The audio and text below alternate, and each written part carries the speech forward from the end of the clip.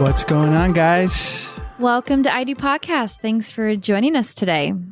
We are happy to be bringing you this the week before Valentine's Day. So hopefully you've been listening to all of our past episodes, getting lots of good information, feeling good, feeling like you're in a good spot in your relationship. If you're not, there's always bumps in the road, but you are in the right place to get the tools to help you succeed. And on today's show, we talk with Vanessa Van Edwards about nonverbal communication and the importance of it. And I learned a lot. I don't know about you, but I learned a lot. I'm nodding my head non-verbally right now. And I'm leaning into you. Yes. And smiling. Non-verbal. All nonverbal cues. So much of our communication in romantic relationships, Vanessa is in a unique position in that she is a lead investigator at her own human research lab, The Science of People, where she designs original research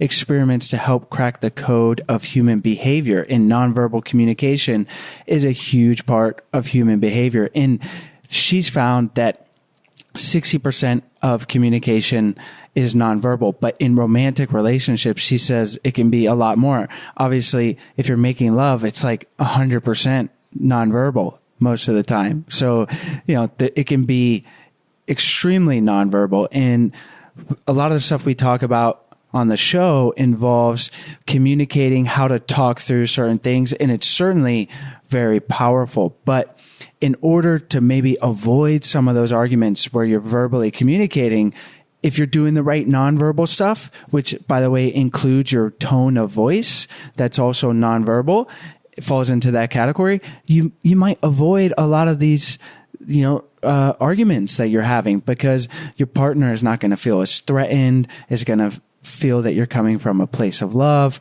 or they're just going to feel more loved. I know I am a huge nonverbal receiver of love. So like if Sarah is smiling at me like she's doing right now, or if she's giving me a hug, or even putting her hand on my shoulder, it just, that's how I receive love. And it really feels good to me. So Vanessa gives us a lot of tools to navigate this side of the relationship. And also, some of you may be thinking about tone and how tone plays into nonverbal communications. And Vanessa goes into some detail on that, about learning how your tone does affect, and how people can not even be able to see you and can tell how you are feeling or how you're expressing yourself based on the tone of your voice, which I think is pretty fascinating. She talked about a study that she's done, and there's also a quiz that she talked about on her website. So we'll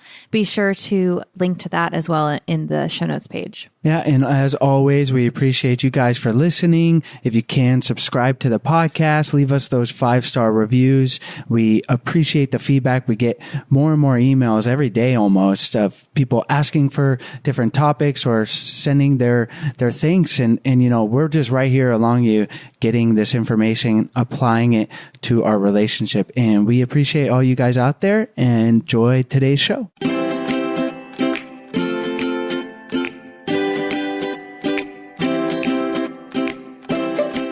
Hi, Vanessa. Thanks for joining us on the show today. Thanks for having me. Excited to be here. Vanessa, we've given our listeners a little information about your background. It's super interesting, the work that you're doing in the research. So why don't you tell them, our listeners, why you enjoy doing what you do? Sure. Yeah. No, I'm a total science geek. And the good news about that is it helps me with my recovering awkwardness. Growing up, I was very shy and just had trouble connecting with people. And then I finally discovered that maybe there could be a science to dealing with people. And so I love what I do because I feel like I'm able to finally solve some of the problems that I had when I was younger, and then help other people who are fellow recovering awkward people try to understand how people work. It's funny that you say, you describe yourself as a recovering awkward person, because I'm sure a lot of us out there have experienced that awkwardness, that social awkwardness, whether it's from within or someone you're talking to. And certainly in all kinds of relationships, definitely intimate relationships that we focus on here, but friendships, business, you name it. And a big part of that is the nonverbal side of communication. That's what we want to zero in and talk about today. So why don't we start by having you tell us and our listeners what nonverbal communication is, and we can talk about how to get better at it. Yeah, I have always been fascinated by nonverbal, mostly because I never heard anything about it. I know growing up, you often hear about what to say. You think about having the first perfect elevator pitch. You think about having great answers when you prepare for a job interview or a date. You think about, witty stories you can tell. All verbal. Everything's in the verbal umbrella. So when I finally sort of started discovering that there was this idea of nonverbal, and I always had a body, so I was always doing it. I just didn't know how to leverage it. I realized very quickly that it was sort of this unutilized, untapped superpower.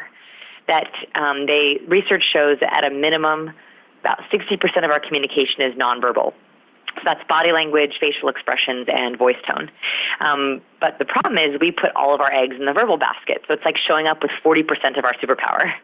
So I feel like when we look at the nonverbal side of things, even if you only do a couple of things or learn a couple of tips, it's like you're showing up with just more of your ability. And I don't know about you, but when I go on a date or I'm going into an interview or a pitch, I want to be there 100% with 100% of my power. So that, I feel like nonverbal is a little bit of a secret superpower. Absolutely. So what would you say is like the biggest tip you could give to nonverbal communication, whether someone's going on a date or they're already in a relationship and they want to improve how they have their nonverbal communication with their partner? Yeah, so the very first thing that I teach in romance, because remember that nonverbal, it can come across. There's professional credibility cues, there's love and likability cues, and actually I think for love and romance for couples, the most important thing is what's called Likeability nonverbal. And why this is so important is because we are very attuned to the people around us and their nonverbal, how their nonverbal communicates likability. The reason for this is because as a survival aspect of humanity, we needed to be liked to be kept in our communities.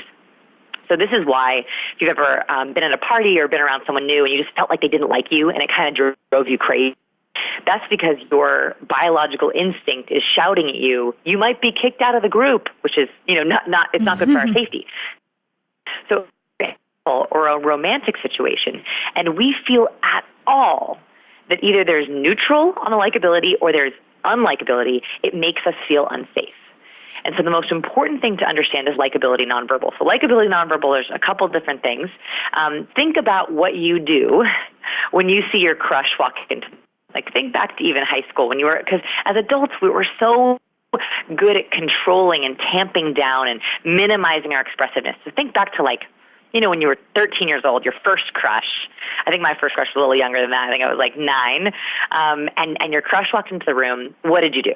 What automatic things did you do? Do you guys remember your first crush by chance? Do you have any memory of that? I'm trying to think what I did though. I think maybe I would get shy and kind of hide from the crush. I'm trying to remember. Is that normal?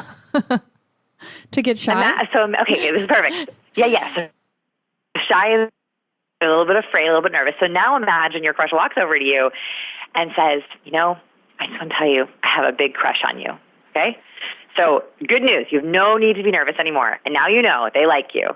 How does your body try to celebrate that mutual likability? I'd blush probably or smile and yes, all good. Yes. So that's exactly right. Our body gets more active. So typically in likability, smiling is the very first thing, obviously. That's the one we hear about the most. So smiling is a really easy one. And I always say to couples, you have to take opportunities to celebrate together. And so I've been with my husband for not that long, 11 years, but that's a third of my life at this point. And what I found is the longer we've been together, he'll come home with really good news. And I'll be like, oh, that's great, honey. Congrats. No smiling, no excitement, no anything. Now, I'm excited for him. I'm happy for him. And I say verbally, that's great, honey. But I don't show it anymore for some reason. And I discovered this, and I started talking to him about it. He's like, yeah, I think it's because maybe we know each other so well, or we're trying to be adults about it. never miss an opportunity for mutual smiling or mutual celebration. So if your spouse or your partner comes home with any kind of good news, I mean the smallest thing, like, babe, they had our favorite waffle at the grocery store, like, celebrate it. And when you talk about that, you have these like moments of really sweet joy. And let me tell you, there is nothing better than having a silly moment of celebration with someone. So, right, is smiling, blushing, having that blood flow to the face, and not tamping that down, even on the smallest thing. Same thing with kiddos, by the way. It's funny, whenever I watch couples, I'm a creepy people watcher. I love to observe couples at grocery stores and restaurants, and it's so funny. You'll see couples turn to each other and speak very seriously, right? Have you ordered the food for that? Make sure you get over the high chair, and make sure that you also do this yet tomorrow. And they turn to their kids and they're like, is that food so good? Is that so yummy? It's like it's two different people. And I'm like, why do we have to do that with our fellow adults? Why do we have to be so adult with our fellow adults? So I would say that mutual celebration. That's very much about likability. The second thing with likability is, and this one comes naturally, you probably do this already, but you don't realize you're doing it, which is nodding, leaning, and tilting. So this is all head behavior, and we are very attuned to people's head behavior because it is, A, it's where we're usually looking, and B, we know that our head dictates where we want to go and where our attention is, right? If we're looking somewhere, the direction of our head shows where we're paying attention. And then in Western cultures, a up and down nod means yes, and a horizontal nod means no. I specify now Western cultures because I was on an Indian podcast, and I was told that in India, actually nodding is a little bit different. So in our culture, we nod up and down for yes. Well, we love that nod. We love that nod because it shows agreement. And nothing is better than when your spouse or your partner says, you're right. Isn't that the best phrase, in the English language? Yeah. When someone says you're right, it just feels so good. So nodding is a nonverbal form of mutual correctness or agreement or right. So the more you can show nonverbal affirmation, your husband or your wife or partner says something you like, you agree with, makes you happy. You can also show that with nodding. Nod across the room is one of the nicest, sweetest nonverbal acknowledgments when your spouse walks into a busy or crowded room. So the nod is a really easy likability cue. And then tilting. So we tilt our head to the side, either side, when we're trying to hear someone. It shows empathy, shows warmth, shows good listening. So I always try when I'm listening to my colleagues, my partner, my spouse, that I try to show that I'm listening by tilting my head one another, which is it's a nice empathy cue. So all those likability cues are some of the greatest nonverbal powers we can give our partners. Those are great, specific, actionable tips. And I love the story you gave with the smile when your husband gives you the news. And it is these little things that add up and can make such a huge difference. Like even in the morning when you wake up and your partner walks in and you woke up before and you're making coffee, like, giving them a smile or physically, giving them a hug, but just so much is communicated. Like you said, 60%, but it could be sometimes 80. It can feel like 100% of the love you're receiving is through that smile, through even the eyes tell so much. As Sarah's looking at me now and she's smiling and, as opposed to if she was like, shaking her head, like, no, don't talk about this or whatever, like I would just feel, I wouldn't feel affirmed. I wouldn't feel loved. I'd feel criticized, all without saying a single word. Yeah, actually, you bring up a really good point, which is, I mentioned 60%, but in romantic situations, it is often maybe even 100%. Like, for example, your first kiss, lovemaking. I mean, a lot of that can be 100% nonverbal. And so 60% is really the minimum we could find. And it really goes up from there. And I think that the couples who are really exceptional, the couples that really work together and they have these tremendously strong relationships, they are communicating on two tracks all the time. They are verbally communicative and they are nonverbally communicative. They know how to send the right verbal reassurance. They know how to send the right nonverbal reassurance. They understand their partner's negative nonverbal as well as negative verbal.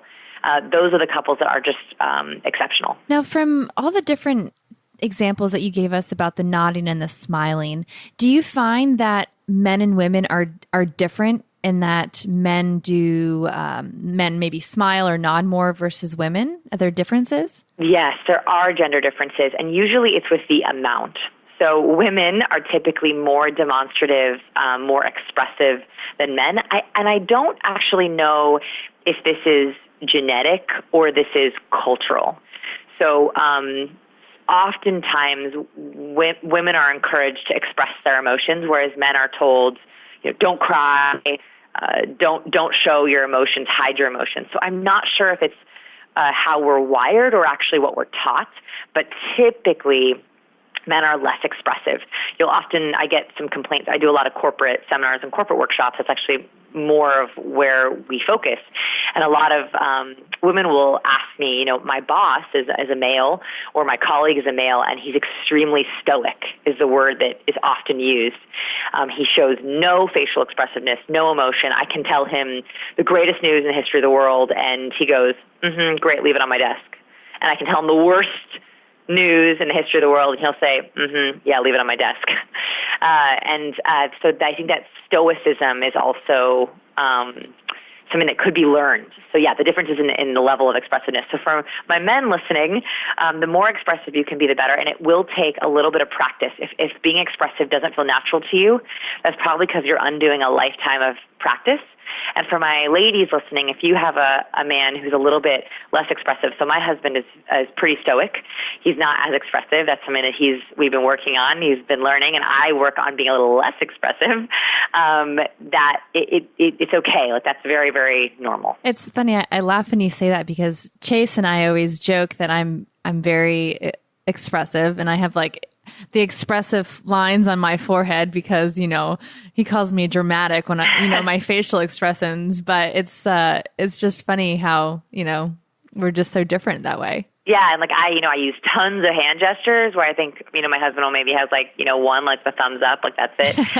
So yeah, I think that and again, I don't know if that's wired or if that's taught, but it is totally normal if you are facing that.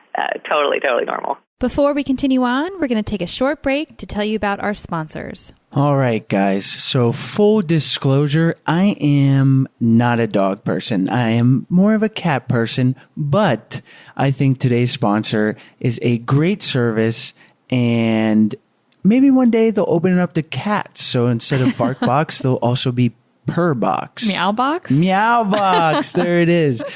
But if you are a dog lover, and there are so many of you out there, BarkBox is a delivery of 4 to 6 natural treats and super fun toys curated around a surprise theme each month.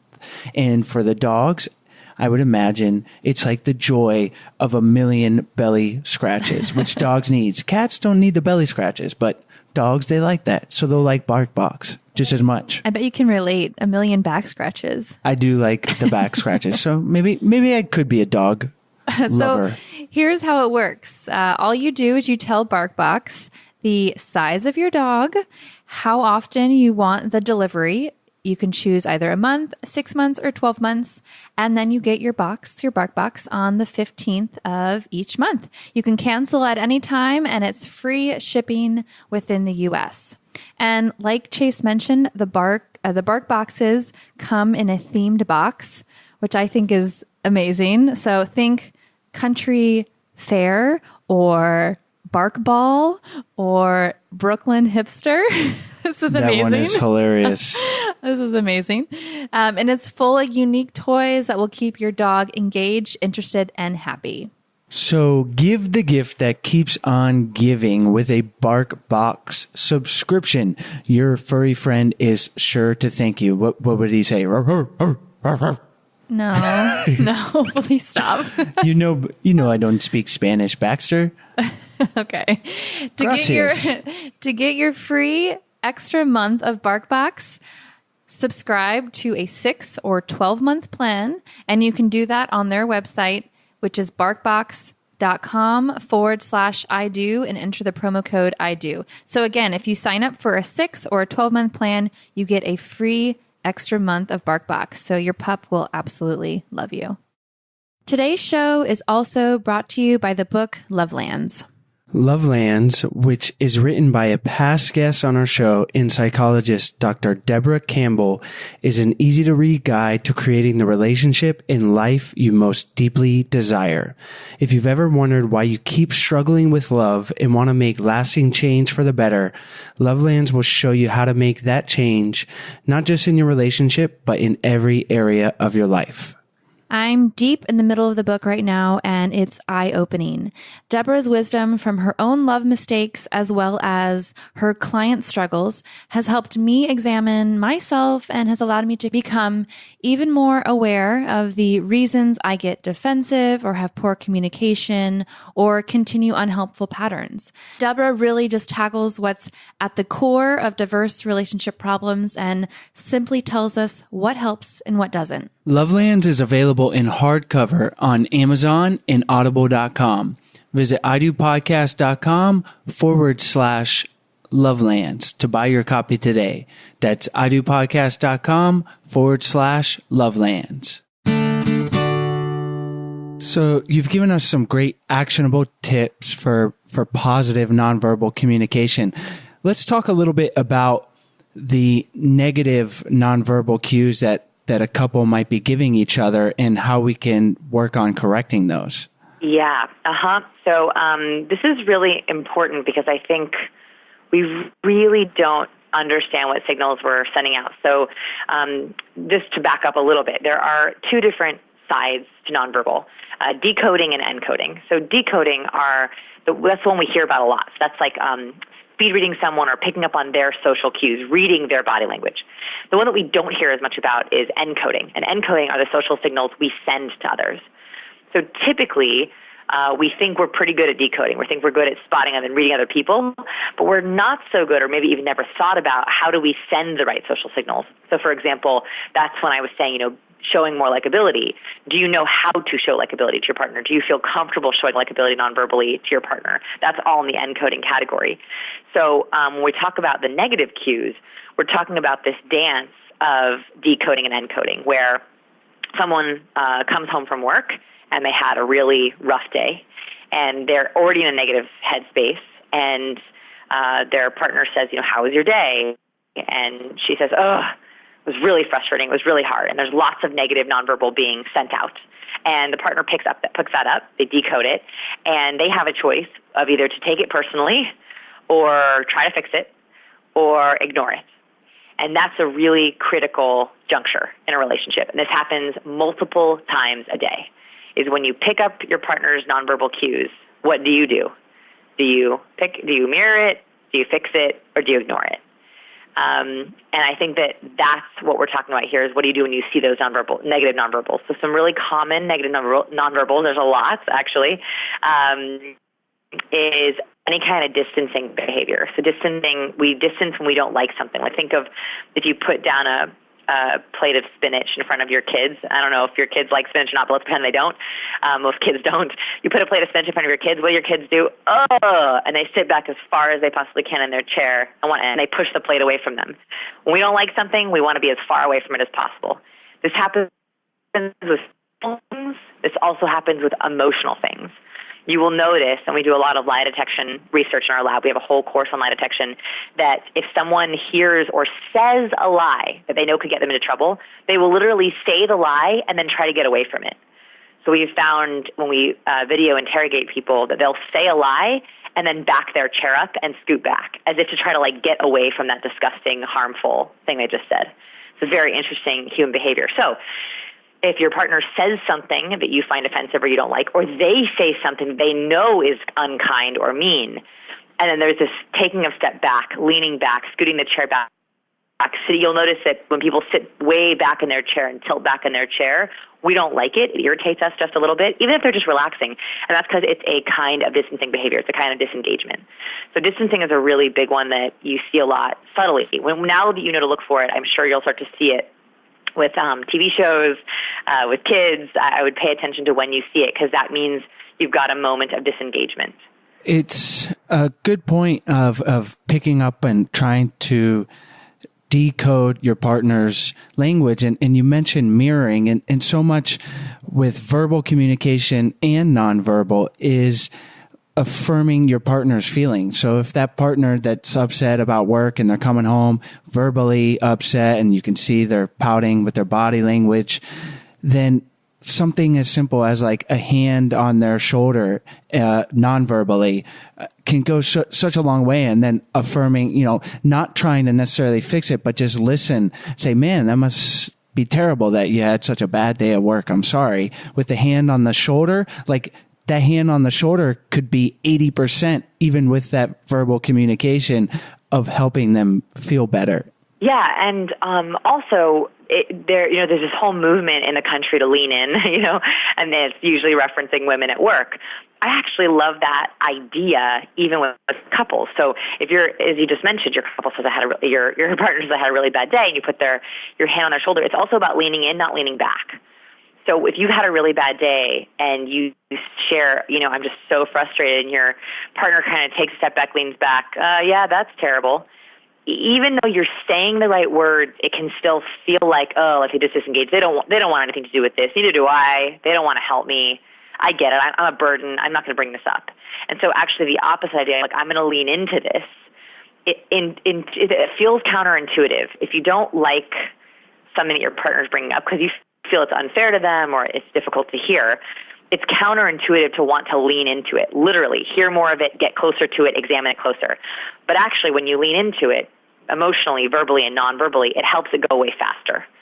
So it's counterintuitive. I think there's a metaphor somewhere here with skiing, maybe, like leaning into it, even though if you're a little afraid. I think that getting closer to it actually helps it feel less scary. Yeah, and it's an interesting point. Like you can say the right thing, but if you're saying it but not giving the right body language, then it almost means nothing. And that it just shows you how powerful that body language is. And on the same note, maybe we could talk a little bit about tone, because tone, some people think, well, that's verbal, but like you mentioned, it's nonverbal, and it can make all the difference in the exact same sentence, but depending on how you say it.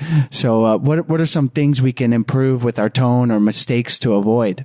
Yeah, voice tone is one of my favorite aspects of nonverbal because it's often overlooked. So we did a pretty massive research study. I haven't published the results yet, but I'm happy to share with your listeners. What we did was I wanted to know a little bit more about vocal power and likability, because I know the likability is so important. So what we did is we took participants, we brought them into our lab, and we had them record different versions of their first impression. Now, usually a vocal first impression happens with hello, on the phone, when you meet someone. And so we had them come in and first record their normal hello. Like we had them just pick up the phone and say hello. Then we had them do different micro-expressions. So micro-expressions are universal facial expressions. So we had them think about something that made them angry and then make an anger micro-expression and then say hello. Then we had them do it with sadness, with happiness, with fear. And then we had them do it while power posing. We had them do a low power pose and a high power pose, if you've heard of that research, which is a very, very controversial research in itself. But we wanted to know if it affected voice tone at all.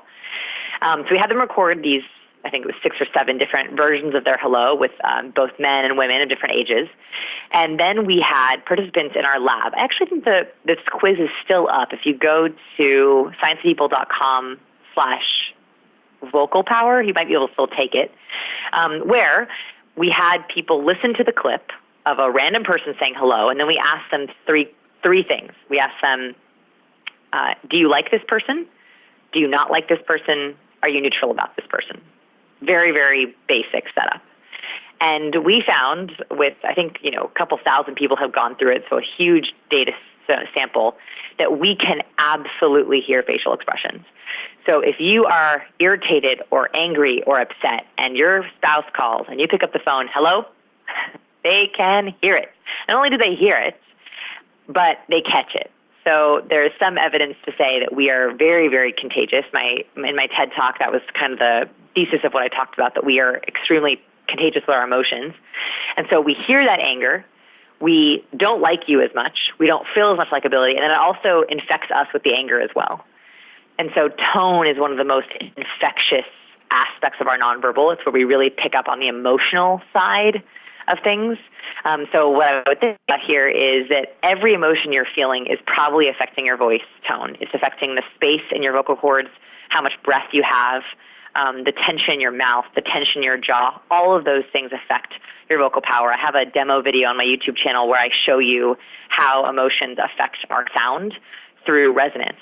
And every little thing, down to me clenching my fists, can actually affect how my timbre and my resonance is in my voice.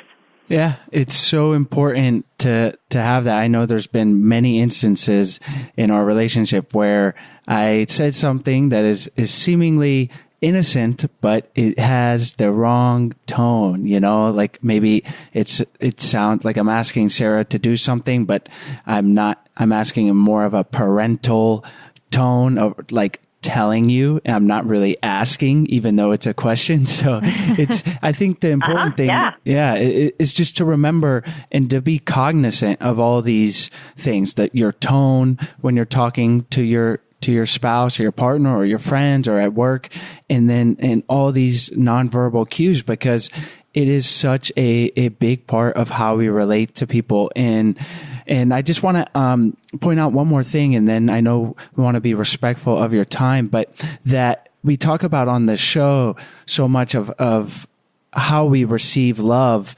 The famous Gottman book, The 5 Love Languages. Gary Chapman. Close. Chapman. Chapman, yeah. Yeah, it's not Gottman, but is very much independent or dependent on the person. And for me, it has a lot to do with physical touch. And so that could be, I'm not going to put a number on it, but let's say that's like 70%, 80% of how I receive love, and it's all nonverbal. So I think just keeping those things in mind and the tips you gave us and our listeners today are really important. And I'll add one more piece of advice. So it's not just being aware. If you really, really want to level up your game, this is the hardest challenge I always give, and I'm going to give it for all my superheroes listening, which is it's really hard to hear yourself. It's really hard to hear your tone. It's really hard to notice or see yourself. It's really hard to notice your own body language. If you feel brave enough, I would highly recommend, this is a great social experiment, romantic experiment, set up your computer, open up your photo booth, and let it film your morning routine. Let it film your evening routine. Let it film your dinner. Let it run while you're doing your weekend thing.